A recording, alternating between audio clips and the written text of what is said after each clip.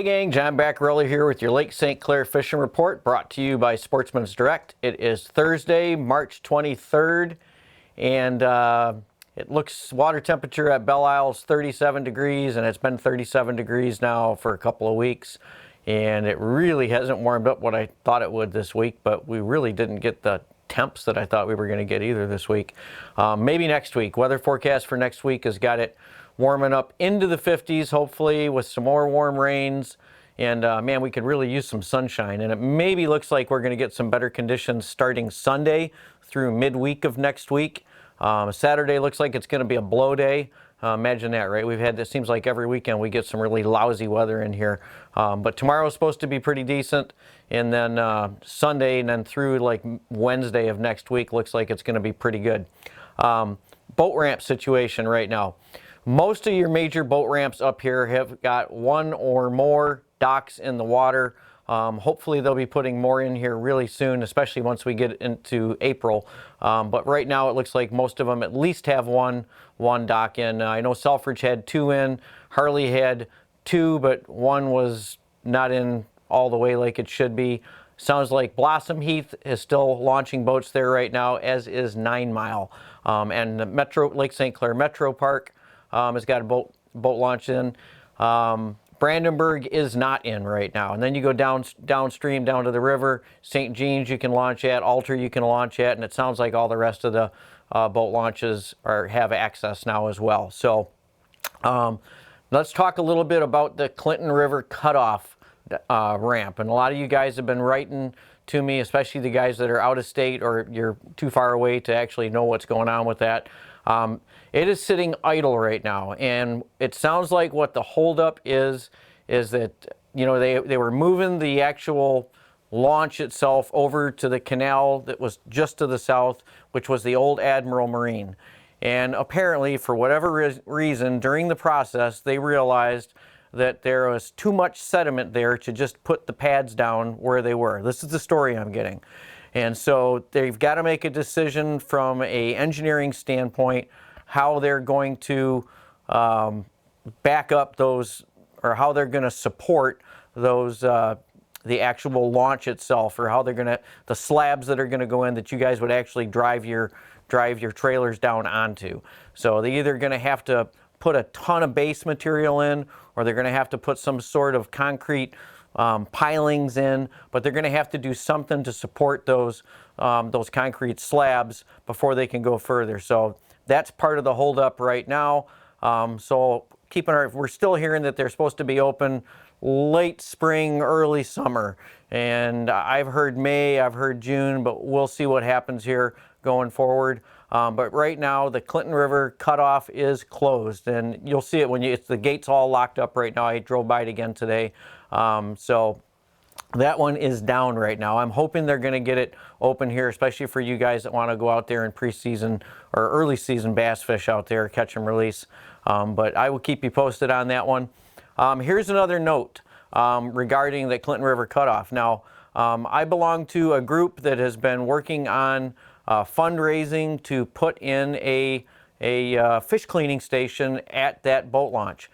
Now, the good news is that since they were in the middle of working on that site, we were able to actually arrange to have the infrastructure there for a fish cleaning station. So we are now in the process of fundraising to get enough money to put that fish cleaning station in, because it is not going to be paid for by the state. It's actually going to be paid for mostly by donations from you folks. So if you're out of state listener right now or watching the YouTube channel and you like to come up here, and I know a lot of you guys have been, you come up and you might be bass fishing, but a lot of times you're catching walleye and perch and rock bass or whatever you're catching out there, and when you come back in, you don't have a place to clean those fish, and we all know that it's no fun cleaning them in a hotel. So the fish cleaning station for you guys and for all of our local anglers would be a huge blessing to all of us that use that boat launch, and for people that use other boat launches. If you had an access to a public fish cleaning station like that, I think it would go a long way. So we're going to have some links here that you can go online and that you can donate directly to the fish cleaning station fund. and we're hoping we're going to be able to get some grant money there as well and some matching money. But right now we're just starting out on this. So hopefully you can get to these links and you can make a donation. We are a 501c3, so you are definitely, all the money is going to go to that fish cleaning station. We estimate right now we're going to need a little over $200,000 for that fish cleaning station. And I know that sounds like a lot, but a lot of the infrastructure is already there and thankfully taken care of right now by the state. So all we're going to have to do is put the building up, get the equipment and everything, and hook up to that system. So I know it's actually a huge undertaking. It's way larger than what we thought it was going to be when we started out. But you'll hear more from this, more about this from me on this topic going forward. But I at least wanted to put it out there. And we had a meeting today with the DNR, with the Lake St. Clair Advisory Board, and we talked a lot about the fish cleaning station. So I wanted to add it into this week's fishing report out there as well, because I know I haven't mentioned it to you guys before. So it's a little bit of house cleaning, or I should say fish cleaning, right up front here while I got you guys all on here. Talked about weather a little bit. Some of the guides are starting to get in there on the Detroit River now, like Michael Downey, Relentless Grind Guide Service out there, and they're getting some very big fish out of the river. Now, normally this time of the year, you might still be dodging some ice flows out there, but that is not the case this year. And, you know, there are no ice flows out there to contend with, just big walleyes. And it sounds like there's a lot of them way downriver or in the mouth of the river going into Breast Bay that are just starting to move up into the lake. So it should be an absolutely amazing spring for you guys that are really trying to get, you know, maybe a personal best fish out of that Detroit River. You stand a great chance of getting a 10-pound plus fish this year with the way that the weather is. I mean, it's not very often that we get these kind of conditions. 37-degree water right now, and we don't have any ice in the system. So if you're trying, maybe you don't have a boat, maybe you're from out of state, you want to look up some of these guides that we have in the area. They can get you out there and get you on some of these monster fish early in the season, like right now. Now up on that St. Clair River right now, there's a lot of silverfish mixed in. They're getting some walleyes up there too, but a lot of silverfish, cohos, steelies, some lake trouts, occasional whitefish mixed in too. Yes, there's a whitefish population up there, as there is in the Detroit River, that I think very few people ever actually see. But there are whitefish that come out of Lake Erie and spawn in the Detroit River, especially now that they've got those artificial reefs out there that they put in for sturgeon. They're finding whitefish eggs on those as well, as we learned about in our advisory meeting today. So that's just kind of a huge bonus to some of this habitat renovation and restoration that they're doing in both the St. Clair River and the Detroit River. So a lot of different species of fish will take advantage of all those different opportunities, especially for spawning. Perch activity. There's definitely some perch fishing going on out here in the lake for you guys that have been dodging the weather. It's been kind of on and off though. I wouldn't say it's been super consistent, although I think the guys that are fishing in the Clinton River itself are probably having more consistent success just because they're not having to contend with the wind. More so just water clarity when we get these rainstorms, but it doesn't really seem to be a huge issue.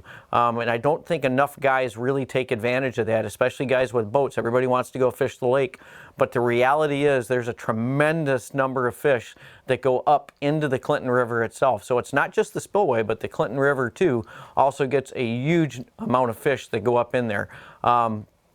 And I know the shore access is very, very limited up there. It's mostly private. But I know guys do take advantage of that fishery down at the end of Harley, casting right off of the point down there, and they take a lot of fish there. So Selfridge has been kind of on and off. I know there were actually a few days where they were catching perch all the way back into the boat launch and then all the way out. I don't know right now how that's going, but that's not going to end. It's going to keep going. Like I said, with the water temperature at 37 degrees, we're a long way to go before these fish are done spawning. So all of your normal early spring spots and those areas where you would normally be catching them on the ice right now are going to be producing fish. They're still catching fish over on Harson's Island. That hasn't stopped over there as well. catching bluegills, they're getting some crappies, and they're also getting perch. And it seems like those fish are kind of segregated as to where they are and where you fish from shore over there. Crappie action is picking up kind of all over the place, even in here around the metro parks and some of these canals that are connected to that basin there back at Metro, picking up some crappies there as well. And that's just going to continue on. One of the other things that I wanted to mention too that I'm hearing a lot about, and this happens every year at this time, is the largemouth bass. And this is strictly a catch and release only activity here for early season in Michigan. But there are just a ton of largemouths at this time of the year, especially when you get into these backwaters like the Lake St. Clair Metro Park. You know, slow rolling spinner baits or throwing jigs. You can even fish worms this time of the year. You can, work them real slow along the bottom. But I really like the slow roll spinner baits at this time of the year. Or you can throw some bigger stick baits like bombers and stuff and slow roll those. But they're getting a lot of big largemouths because that water back there, it warms up so much faster, especially on a sunny day. The fish activity just goes through the roof, and it's not uncommon to get double digits of some pretty significant largemouths like in the Metro Park there. And then all these canal mouths and the canals up and down the shoreline, the same thing happens with those areas as well too. They warm up a lot faster. These fish they feel that warmth, and they just get energetic and they put the feed bag back on. So that's another thing that you can kind of key on if you get bored this time of the year, is chasing those big largemouths around. So I mentioned that I was at that advisory meeting today, and one of the things that came up in there, and I've been asked this a couple of times by different people, is where they can store their boat, maybe especially during the walleye run down on the Detroit River, because waiting on a line sometimes to launch can be a real pain, having to get up at 3 o'clock in the morning and wait in line at 5 a.m. just to launch your boat. That Milliken State Park and Harbor still has some wells available, and I think it's pretty limited. It might only be 30 to 60 days that you can store your boat down there, and just for the walleye run, and then after that it goes back to their normal customer base that'll have them in there for the summer. So you can get to that. I think there's a site on the DNR website. If you just Google Milliken State Park or Harbor, you should be able to get in there and check on reservations to see if there's still slips available that you can store your boat. And that was was a presentation today at the meeting I was at. Now, one of the other things that kind of struck me today, as I was over there, our meeting was over on Belle Isle, and driving across the bridge, over the Detroit River, looking around, I didn't see a single boat jigging for walleyes, which just kind of blew me away. But then when I got over to the island, and it was pretty nice. I mean, it was calm this morning. I mean, it wasn't even raining or anything. It was pretty balmy. It was like mid to upper 40s, maybe 50 degrees. And I'll drive all the way around the island. And they've done a lot of work on the Belle Isle as far as restoration, especially of the lake that runs down through the middle of Belle Isle, and all the way around Belle Isle. If you haven't been over there, you really need to go over there and check it out.